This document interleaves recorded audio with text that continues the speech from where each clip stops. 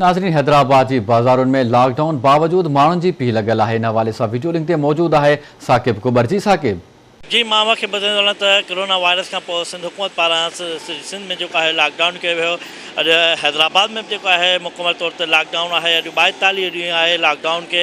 हैदराबाद जो मुख़्तलिफ़ अहम बाज़ारुनि जेके आहिनि उहे मुकमल तौर ते बंदि आहिनि। इलेक्ट्रॉनिक मार्केट आहे, फर्नीचर मार्केट आहे ऐं कपिड़े वारी मार्केट जेका आहे उहा मुकमल तौर ते बंदि आहे। सिंध हुकूमत पारां चयो वियो त हिन मार्केट बंदि करण जो वजह इहा आहे त जीअं असां कोरोना वायरस खे जेको आहे शिकस्त ॾेई सघूं। इन खां अलावा मां तव्हांखे इहो ॿुधाईंदो आहियां त लॉकडाउन जे दौरान सिंध हुकूमत पारां जिन कारोबारी दुकानदारनि खे इजाज़त ॾिनी वई हुई उहे जेके आहिनि उहे हैदराबाद में अॼु कारोबार खुलियल आहिनि। मेडिकल स्टोर आहे, सुपर स्टोर आहे, राशन जा दुकान जेके आहिनि उहे खुलियल आहिनि ऐं उन्हनि खे बि इहे हिदायतूं ॾिनियूं आहिनि त सिंध हुकूमत पारां त जेके हुननि खे SOP ॾिनियूं आहिनि उन SOP ते अमल दरामद कंदे जेको आहे उहो पंहिंजो कारोबार करे सघंदा। इन वक़्तु बि हैदराबाद जे मुख्य इलाइक़े कासमाबाद, लतीफ़ाबाद, हैदराबाद सिटी, सहरिश नगर, नसीम नगर समेत जेके मुख्य इलाइक़नि में जेको आहे उहो कारोबार जेको आहे उहो खुलियल आहे।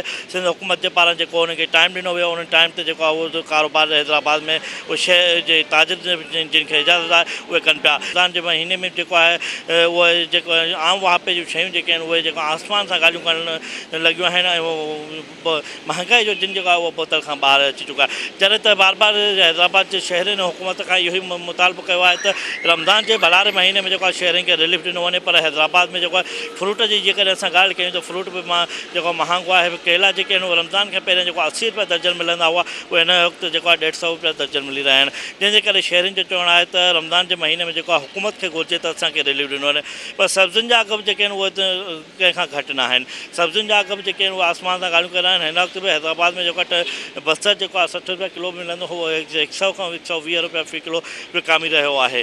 जंहिंजे करे शहरी जेके आहिनि उहे सख़्तु परेशान आहिनि। शहरनि जो हुकूमत खां इहो ई मुतालबो आहे त हिन रमज़ान जे भलारे महीने में रिलीफ ॾिनो वञे। हिकु तरफ़ लॉकडाउन आहे त ॿिए तरफ़ आवाम जेको आहे उहो ग़रीब तबिको जेको ख़ासि करे जेको उहो बेरोज़गार थियल आहे उन्हनि इहा ई मुतालबो कयो आहे त रमज़ान जे भलारे महीने में खेनि रिलीफ ॾिनो वञे त उहो जेको रमज़ान जे शहरी ऐं इफ़्तारी जेके आहिनि उहे करे सघनि। हिन वक़्तु बि हैदराबाद जा मुख़्तलिफ़ इलाइक़नि में जेको आहे उहो कारोबार जेको इजाज़त ॾिनल आहे उहे खुलियल आहिनि, बाक़ी कारोबार बंदि आहे। सिंध हुकूमत बार बार इहो शहरनि खे अपील करे पई त उहो हिकु त रमज़ान जो महीनो आहे, ॿियो लॉकडाउन आहे ऐं ॿियो कोरोना वायरस खे शिकस्त बि ॾियणी आहे ऐं रमज़ान जे महीने में जेको आहे इबादत बि करणी आहे।